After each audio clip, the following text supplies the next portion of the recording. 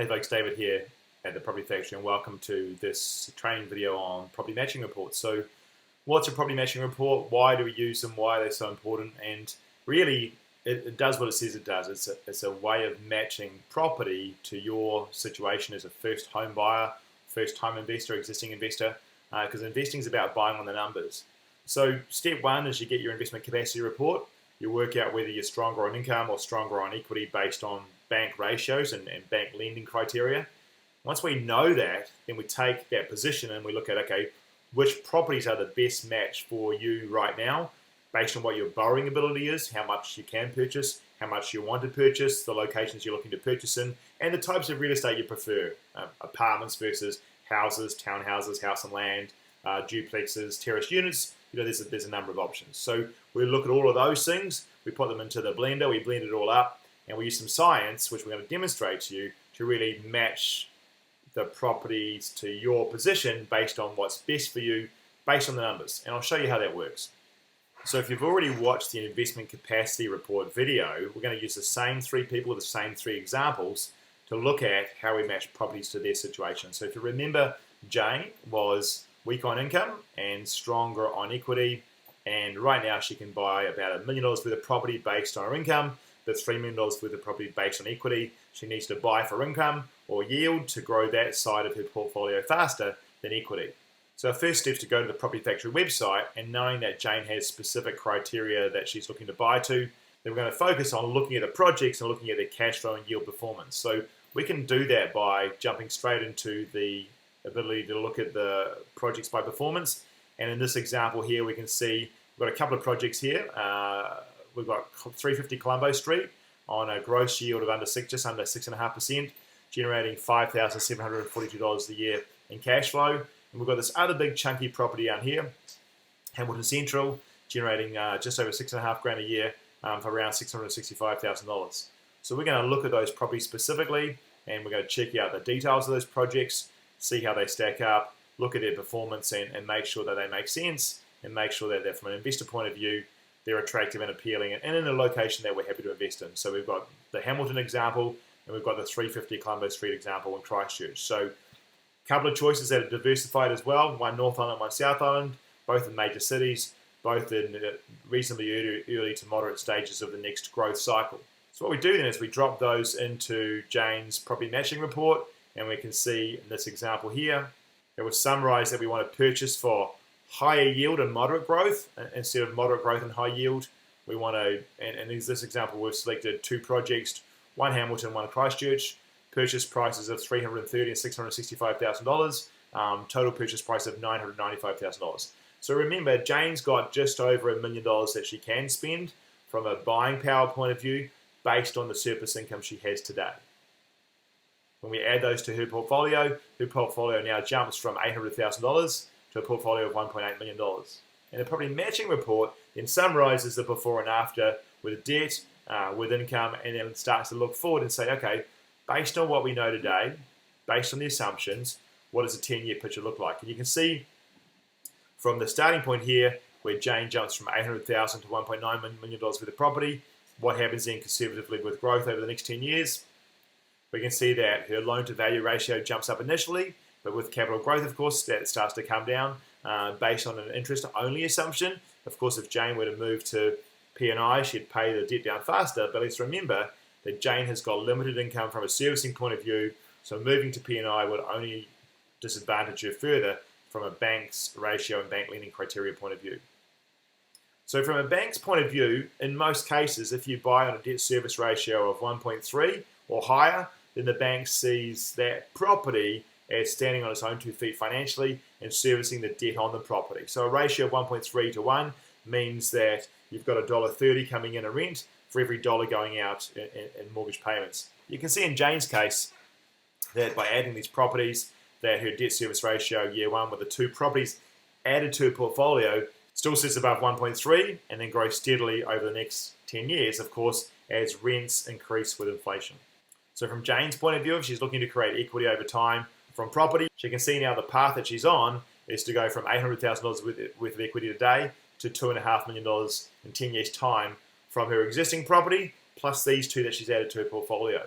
So it's pretty easy to start to understand then how you get to $5 or $10 million worth of equity if you start to project forward the impact of various acquisitions. And we take this process and we do it on a regular basis for our members as they add property to their portfolio to again reassess the starting point, reassess what they need next in terms of equity versus income, and then re-project how the future starts to look. So you can see straight away, because we've added 2 investment properties, Jane's rental income jumps from $38,000 to $95,000 and then increases modestly over time with inflation. We can see that the percentage of her total income coming from rents jumps from 37% to 59% straight away. So when Jane adds household income and rental income together, you can now see that more than half of her income is now coming from her portfolio.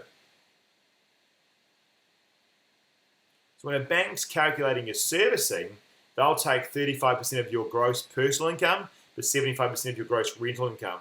So every dollar you add in rent increases your borrowing ability at a far faster rate than every dollar you add in salary or personal income.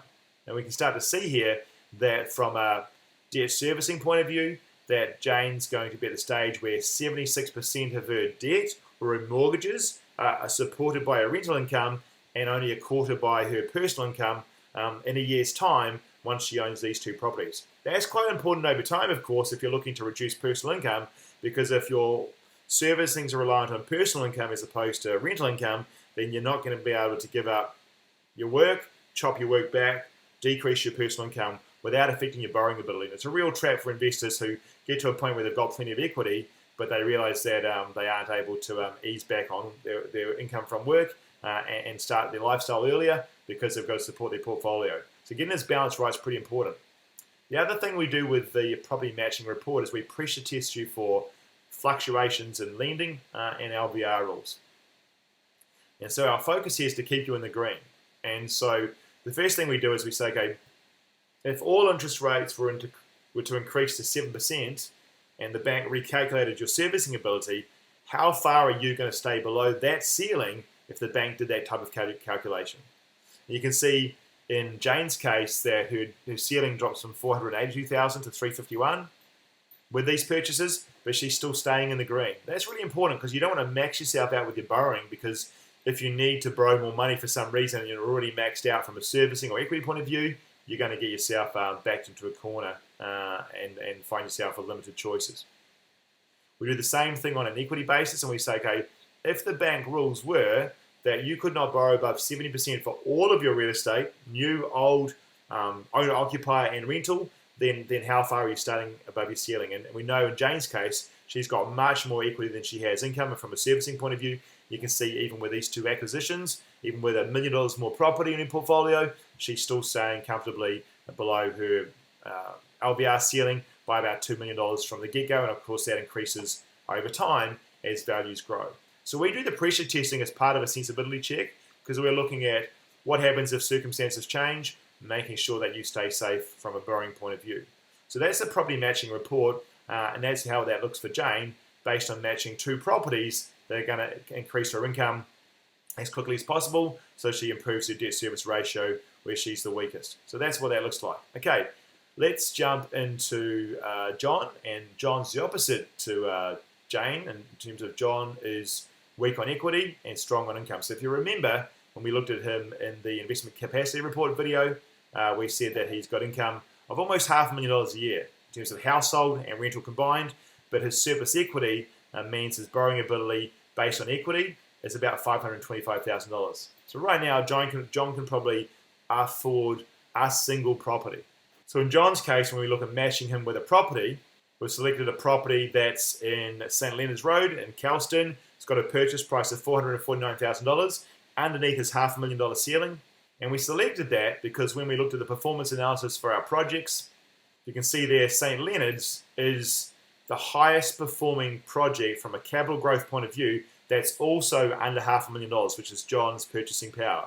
So that's how we chose the property. And then, of course, we would have done a little bit more research, looked at the property, checked out the charts, photos, intro videos, sub performance, etc. So John's case with his property matching report, that's the property we drop in. And again, similar to Jane, we recount the numbers, look at the 10-year forecast, look at how that sort of starts to work. And you can see there from a loan to value ratio point of view, jumps up initially when he purchases his property, but with the combined growth of his existing properties over time, you can see his LVR dropping, allowing him to then look to reinvest in the future when he's got enough equity to be able to do that. His debt service ratio is much lower than Jane's, but of course, remember, he's got $450,000 worth of income, so he's buying for capital growth, not necessarily just buying for yield. In this case, we've been able to select a property for John that is positive cash flow and has got good yield performance, but in an area where capital growth is key in terms of the driver for the decision. Okay, so we won't go all the way through that report because you get the kind of picture. Okay, so the last investor we looked at was Mary, and Mary's more balanced. She's already in a position where she's got a balanced approach in terms of her surplus equity, her cash in the bank, and her borrowing ability. She has buying power based on equity of $1.1 million and almost $1.2 million worth of buying power based on income. So in Mary's case, when we go to the property matching report, she wants a combination of yield and growth so she can manage both sides of her portfolio up equally. In this case, we've chosen 2 properties, one in Colombo Street in Christchurch, one in Karamu Street in Te Atitu Peninsula in Auckland, and that combined purchase of around $1 million keeps her $100,000 to $200,000 below her ceiling. But if we look at those projects, they're very balanced. So in this example, the Karamu Street project in Te Atitu Peninsula is our top performing location based on the long-term capital growth of the area. It's got just under $2,800 a year in positive cash flow. 350 Colombo Street balances that up quite nicely. A lower growth rate, a lower price point, and much higher cash flow. So both those 2 acquisitions help Mary to manage up both sides of the portfolio, growing equity and growing income. So again, in Mary's example, she can see here, the portfolio steadily increases over time based on those 2 acquisitions. Her loan-to-value ratio is coming down nicely with capital growth, and she's still maintaining a debt service ratio of 1.3 or higher to make sure that she doesn't run out of borrowing power. So those are 3 quick examples I wanted to share with you, just to really explain the science behind the property matching report, why we use it, why it's so important, and why when you're working with a property factory as a home buyer, a first-time investor, or an existing investor, we're driven by the numbers and we're driven by matching strengths to weaknesses to help you build out both sides of your portfolio in a really balanced way. And so it's all about the numbers first, the property second. The property is a vehicle to achieve the financial outcome. It's not the end goal. And so that's our focus. That's the process we follow. And so we recommend getting your investment capacity report to work those things out. And then once we take you through and explain that to you and get some more feedback from you on your investing preferences and goals, we then produce the property matching report for you to help you to figure out the science of matching property to portfolio building.